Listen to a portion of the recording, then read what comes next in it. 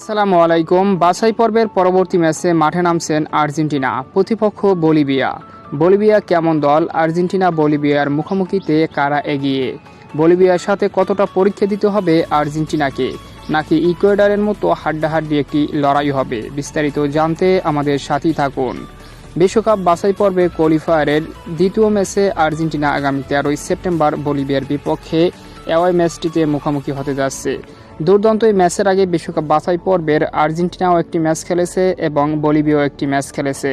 প্রথম ম্যাচে আর্জেন্টিনা নিজেদের ঘরের মাঠে ইকুয়েডরের বিপক্ষে হাড্ডাহাড্ডি লড়াই করে শেষ পর্যন্ত 1-0 গোলের ব্যবধানে লিওনেল মেসির ম্যাজিকে জয় তুলে নিয়েছে। তবে বলিভিয়া খেলেছিল ব্রাজিলের বিপক্ষে আজ সকালে, আর সেখানে তারা 5-1 গোলের ব্যবধানে ব্রাজিলের কাছে বিধ্বস্ত হয়েছে বলিভিয়া। বর্তমানে পয়েন্ট টেবিলে 9 নম্বরে রয়েছে বলিভিয়া। তবে ব্রাজিলের সাথে 5-1 গোলের ব্যবধানে বিধ্বস্ত হলেও নিজেদের ঘরের মাঠে শক্ত প্রতিপক্ষ বলিভিয়া। তো দেখা যাক বর্তমান ডিফেন্ডিং চ্যাম্পিয়ন আর্জেন্টিনার সাথে কেমন করে বলিভিয়া। দু দলের হেড টু হেড, অর্থাৎ আর্জেন্টিনা ভার্সেস বলিভিয়া মুখোমুখি কোন দল এগিয়ে।